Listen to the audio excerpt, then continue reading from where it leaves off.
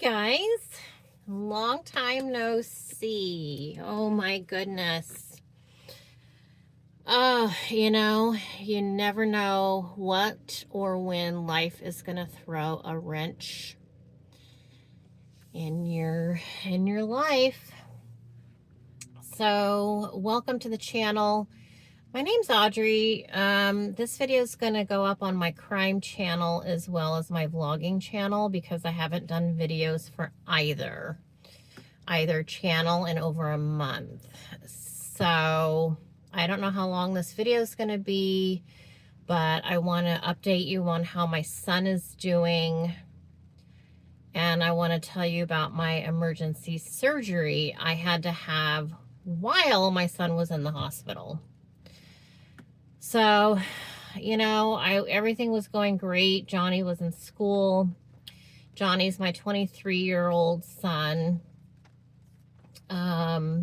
He's special needs. He has something called polymicrogyria. He has scoliosis because of that, and seizure disorder, swallowing disorder, and several other things. So he's compromised in his lungs because he's twisted. His back is crooked, and he can stand up and walk and stuff, but he's very compromised health-wise. I'm in a parking lot because at home I can't think straight. Johnny is still very needy. He's on oxygen. He's doing okay. He's very stable. He's eating well. But as his main caretaker and his mother, like I can't do anything else. I can't think about anything else except for what noises I hear he's making. Is he watching TV? Is he hungry? Does he need a diaper change? What's happening? So I told my husband, I'm leaving. I'm going to go sit in the parking lot down the street and make a video. So here I am. Oh, God. I am just... no eyelashes if you don't recognize me. For those of you that said my eyelashes are ghetto, here's what it looks like without the eyelashes, which will be put back on Thursday. Today's Sunday, so I have an appointment for my eyelashes. I'm sorry if you don't like them. I don't like the way I look without my eyelashes. I feel like an alien. Anyway, so what happened was, Johnny's nonverbal. Johnny had a sore throat, I thought, and he did. Johnny's nonverbal, so, I just know him. I just know him really well. I know his habits, his eating habits and everything. He wasn't eating as much as usual. He was having trouble swallowing a little bit, and that was making me worried. And as always, when this thing happens with Jonathan's lungs, it is truly all of a sudden, it is within 1 hour, he's in the ER and he's in trouble. So I fed him. He didn't eat real well. I put him in his room, turned on TV, and I noticed he was starting to shake. And that's usually a fever coming for him. And before we knew it, well, he didn't have a fever per se, but Chase and I thought, we got to take him in. We got to take him. I need to know if what's going on with his lungs, what's happening. So we get him to the ER. When we get to the ER, he got a fever there, and his fever goes up to 105, 106, and he has seizure disorder. So you know what that means. He's at risk for having a seizure. And cognitively, he is damaged because of a bad seizure he had in the past.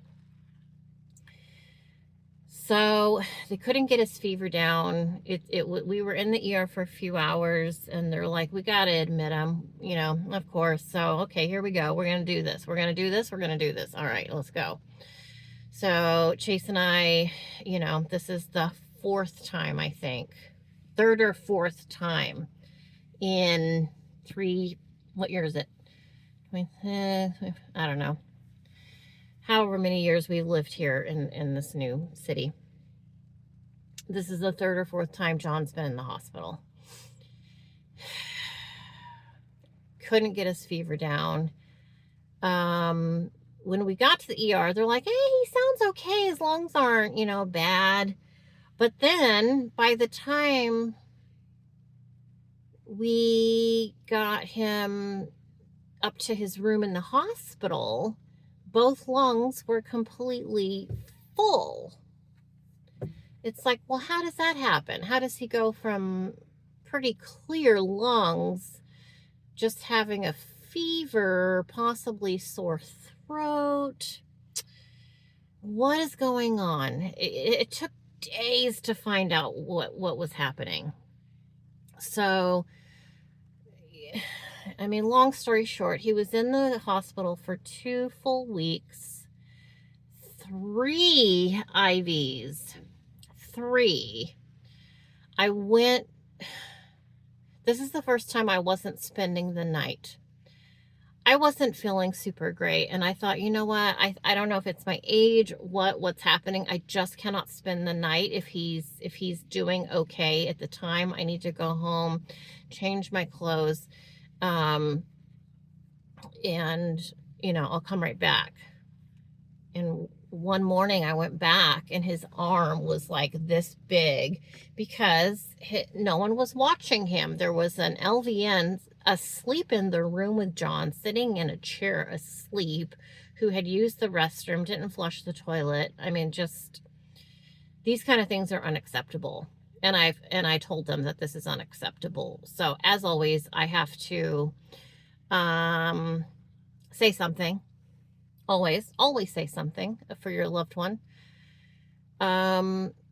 Still dealing with an absolutely horrible rash down in his private areas. That was not managed well in the hospital. But his condition, his heart rate was consistently 150 to 160 for days and days and days. So he had tachycardia for days. Couldn't get it down. His blood pressure was high. Couldn't get that down. And they're like, look, we're going to have to just intubate him. And that's kind of when I lost it. I didn't make a scene, but I excused myself. I went out of the area, and I couldn't breathe. I gasped. I was falling apart, because the last time he was intubated and put on life support, basically an induced coma, he has never been the same since. He used to be able to sign language. He used to be able to ride a bike, ride a scooter, play the piano, draw, feed himself, all kinds of things. After the life support happened, none of that, and the thought of him being on life support again in this condition, with the 105, 106 fever, the heart rate, the blood pressure, the lung, everything, I wasn't sure he was going to make it. Really didn't. Really, I was beginning to think he wasn't going to survive. So I called his father. I called my sister, because I was losing it. I lost it, and I couldn't do it.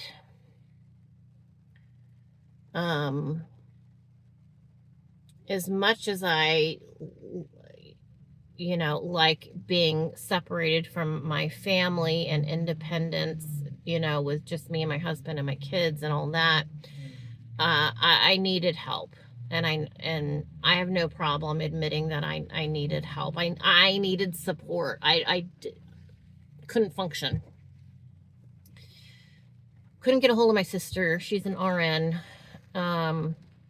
Called her daughter, my niece, left her a horrible message, like crying, like, I need to talk to your mom. Tell your mom to call you. Like, it's Aunt Audrey. Have your mom call me. Johnny's in the hospital. They're going to intubate him, you know, freaking out. So my sister called me. I couldn't breathe, could not breathe. She's in Arizona. She was going to come out, but I ended up telling her to stay where she was. I called my aunt who lives nearby. Again, not really, you know, in relationship with my family, but I really needed my dad. And I'm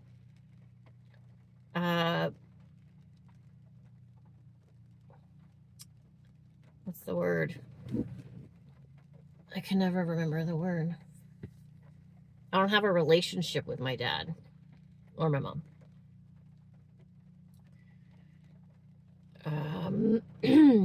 We don't have a relationship. But I wanted my dad to see Jonathan before they intubated him because we didn't know. I needed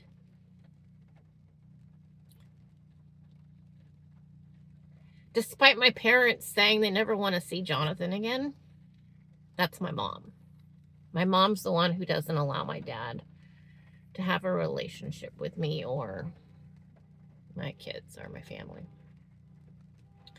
I needed them to see each other. I needed my dad to see Jonathan, and I needed Jonathan to see my dad. Despite my parents putting a restraining order on us a few years ago, and you know what I mean, just like all this stupid drama. So my parents came, didn't invite the mother. She came. I knew she would come. That's fine, whatever. She's Satan incarnated. She really is. I'm not being dramatic. She's awful. She's a devil. So I had my aunt, my ex-husband, and my mom and dad. And I kind of gave them the room with Jonathan. Chase and I stepped out because I don't need to be a part of them. I don't need to be in their space, their energy. But I did say in front of my mom that, you know, Jonathan, I told my dad, I said, Johnny has a picture of you, Dad. My dad wouldn't look at me.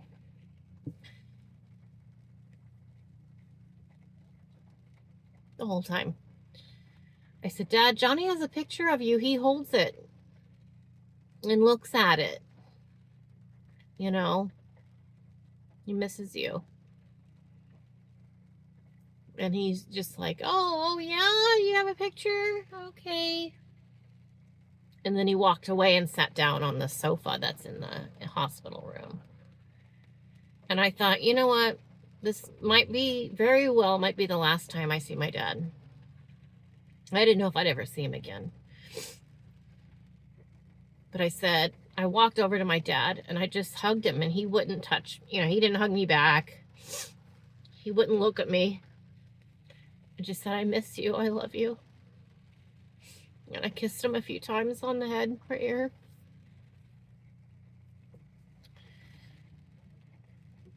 And we just waited for John day after day to improve. He had shaking therapy. The bed would shake. So the respiratory therapist would come in and do the shaking therapy with John.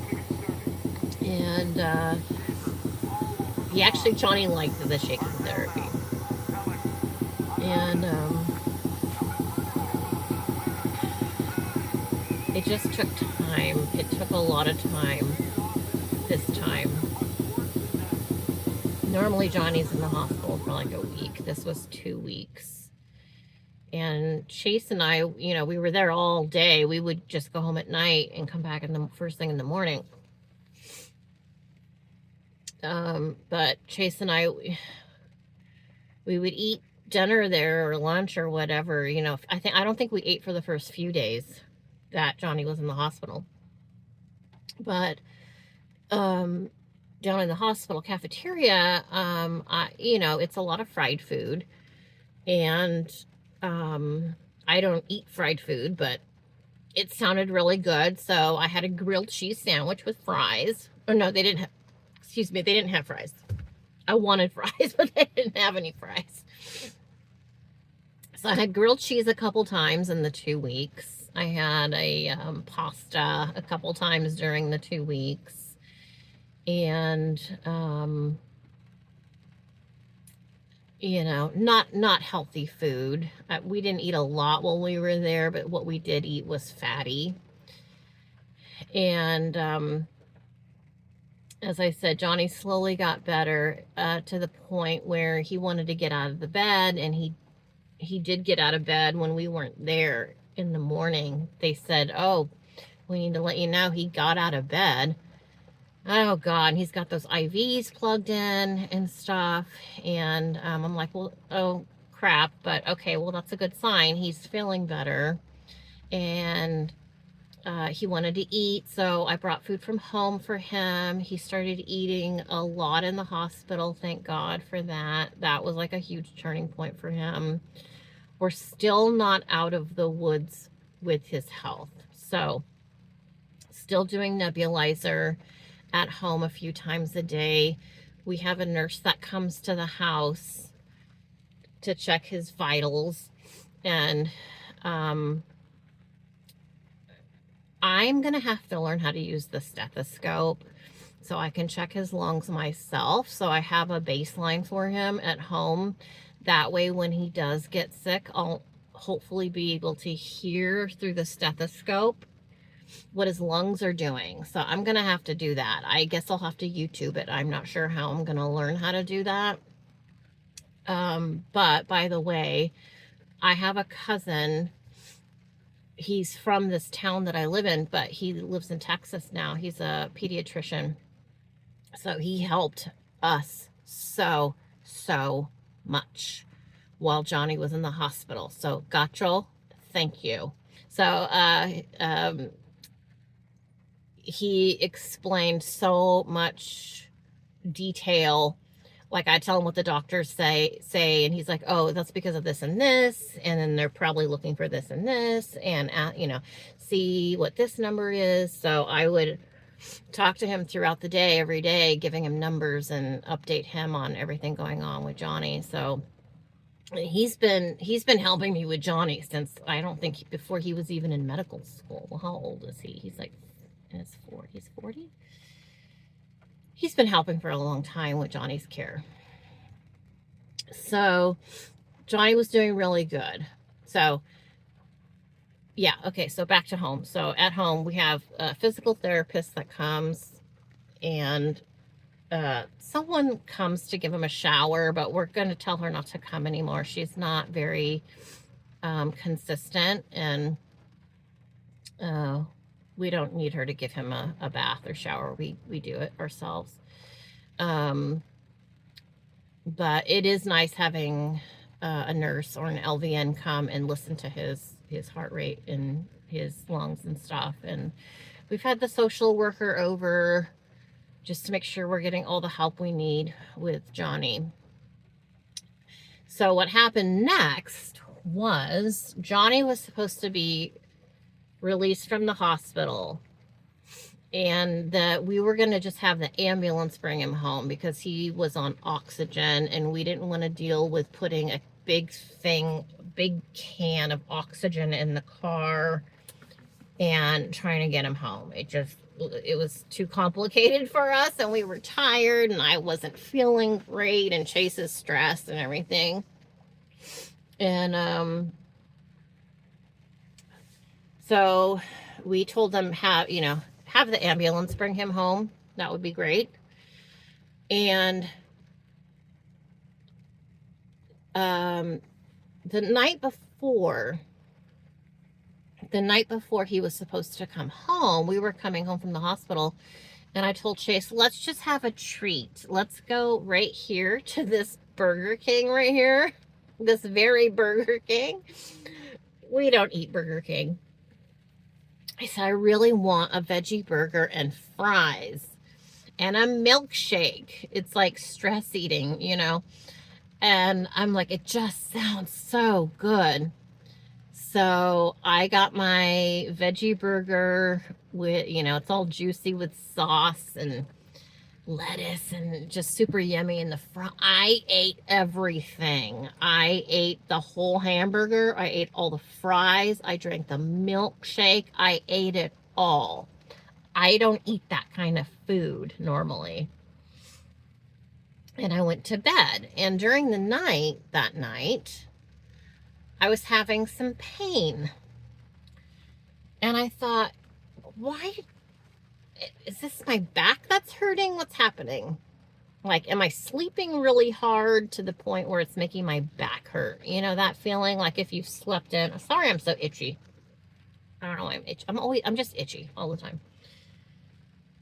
I didn't know what was happening, so I just ignored the pain.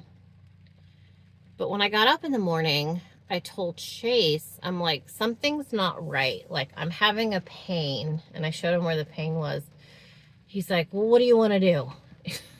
Like, I don't know. I'm just saying I have a pain. I have a pain. And I kind of ignored it for a little bit.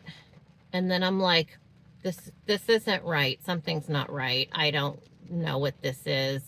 And the pain started creeping up towards my chest, and it's just like radiating pain. I go, I need to go to the ER. I do. I need to go to the ER. I never go to the ER. So he took me to the ER. I literally thought I was having a heart attack. I laid in the back seat laying down. I didn't know if I was going to be alive by the time he got me to the ER. They took me in. I was in so much pain. They did the EKG. They're like, you're not having a heart attack. Okay. And, you know, all the questions and everything. The pain was so bad. Now, I've had a breast reduction. How old was I? 39, maybe, when I had that. 40, maybe. No, 39. 38. It didn't hurt. They took 4 pounds. They take your nipples off. They set them on a table. Then they put them back on later. Didn't hurt. I didn't take a single pain pill after I had that surgery. Whatever this was, I was begging for drugs. Begging for drugs. Like, give me something, or, you know, put me out of my misery. It was so painful. And the nurse goes, okay, you know, they got me in the back and stuff, and I had an IV. He goes, I'm going to put this in your IV. He goes, it's going to feel warm. It might sting a little bit. I'm like, I don't care. Just, you know, you're going to feel a little weird. Okay, I'll feel a little weird. Just take the pain away. And so I felt a little loopy, and they're like, we're going to give you a CAT scan. We don't know what's wrong. So they're like, oh, you have a gallstone. And I'm like, oh, okay. Well, my mom had a gallbladder, gallstones, and had to have hers removed. So I'm not surprised, but I didn't know I had a gallstone. I didn't know I had a problem with my gallbladder. And they're like, well, you know, we can send you home. We'll see what it does.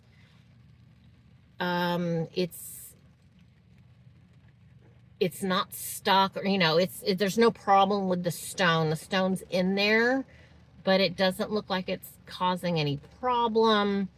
You know, maybe you passed one and that's what the pain was, blah, blah, blah. And I got Johnny coming home in the ambulance. And so I'm like, okay, that's fine. Just send me home. They sent me home with because I was like, not throwing up, but dry heaving. I was dry heaving. So Chase took me home. I dry heaved all the way home and didn't feel great.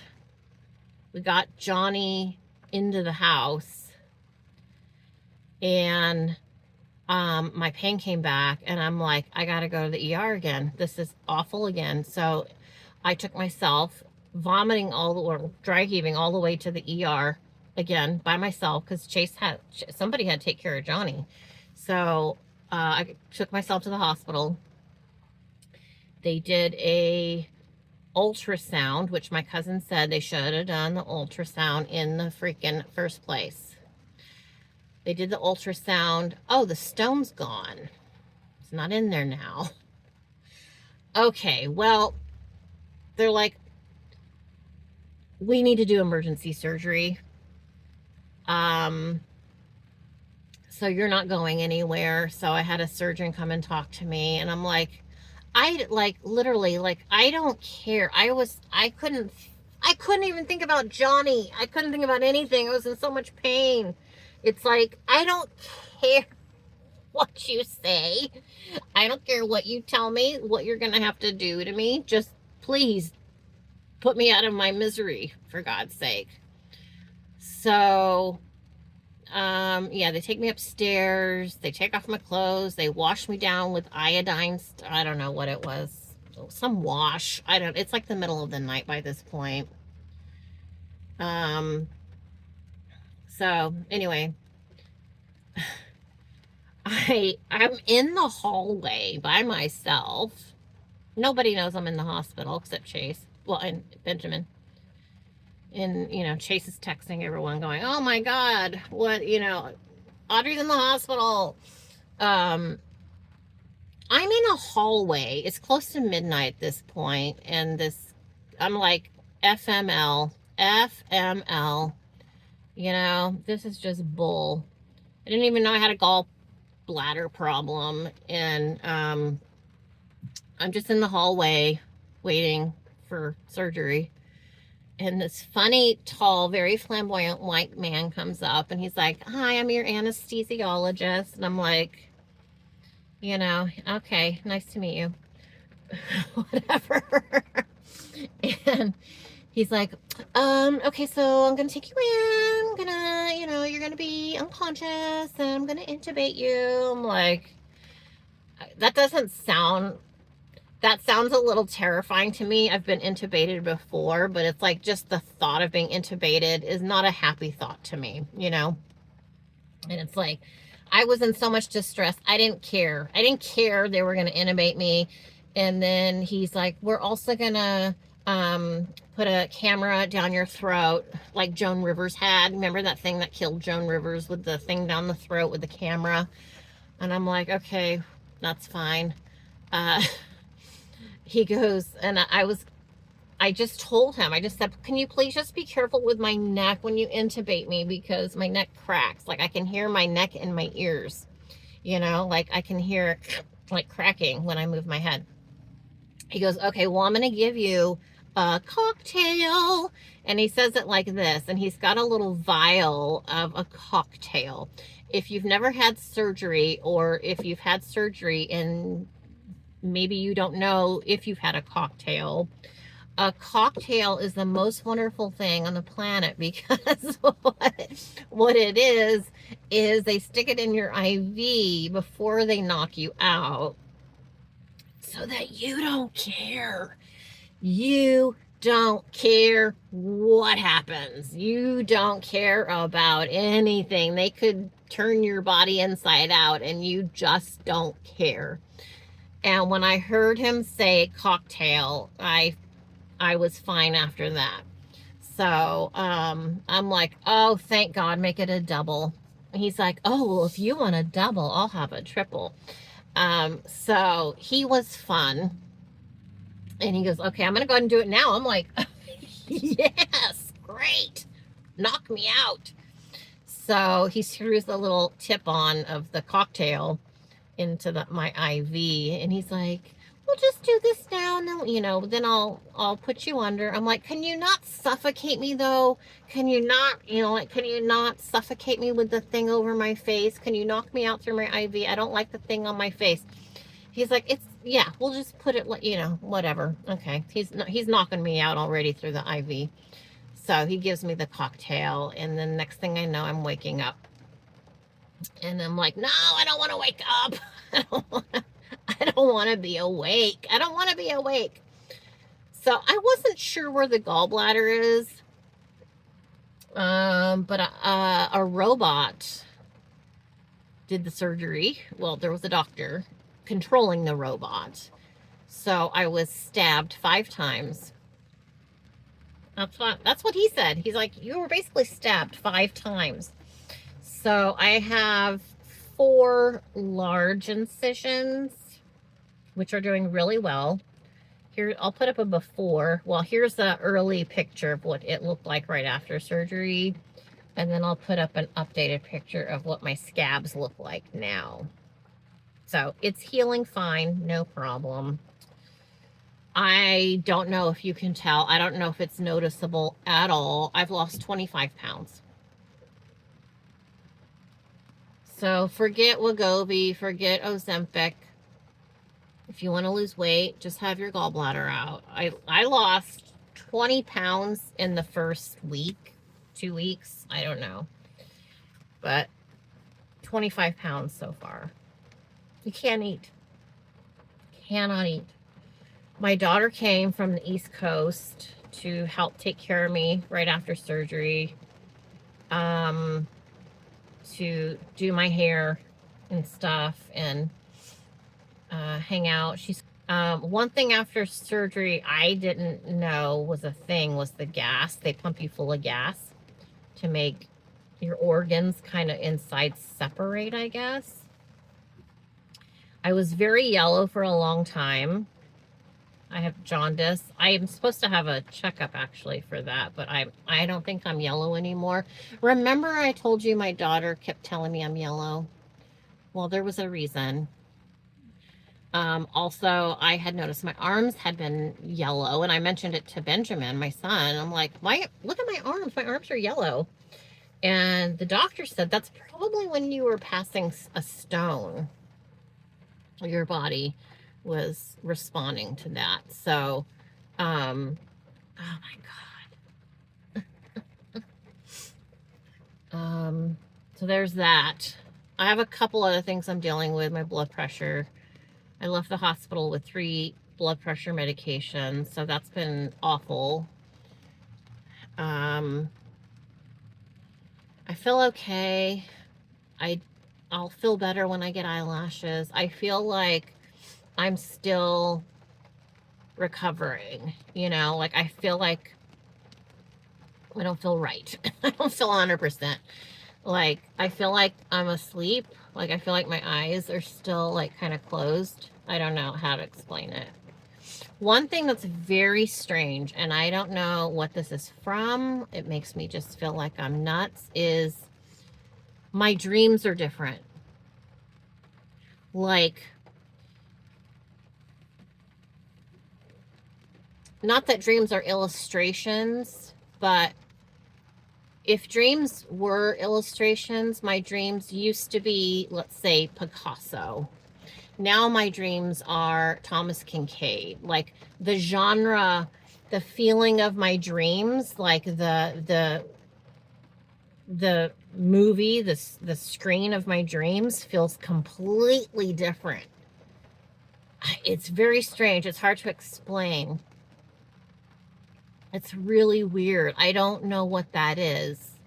I'm sure it's something, but I don't know what that is. But it's very, very strange. And that's been just since the surgery. So, yeah.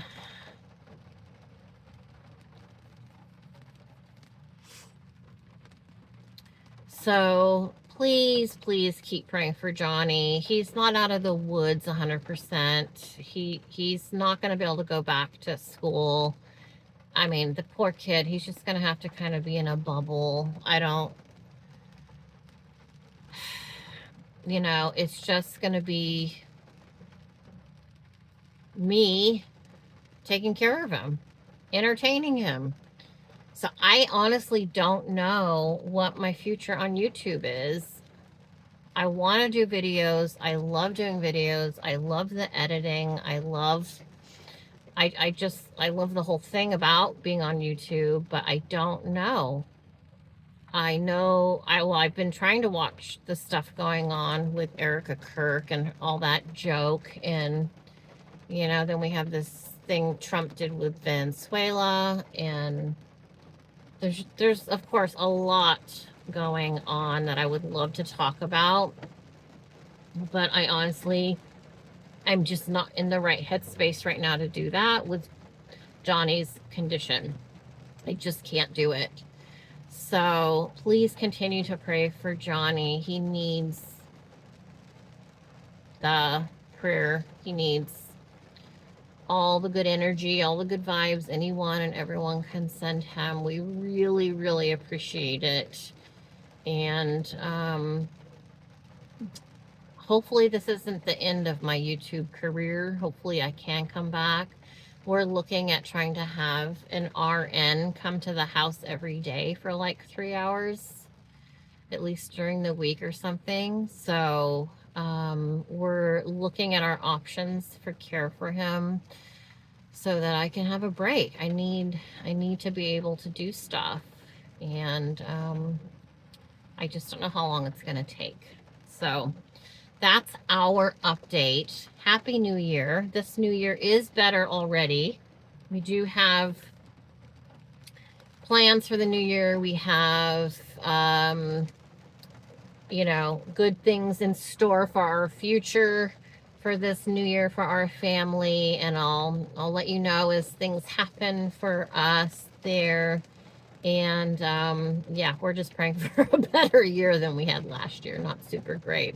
And I hope you guys have started out your year super great already. I know it's only the first week or so. Happy belated birthday to my daughter, who's a New Year's baby on New Year's Day. And yeah, it's raining here in California. Love it. We need it. Hope you guys stay safe. And I'll see you when I see you next. All right, take care.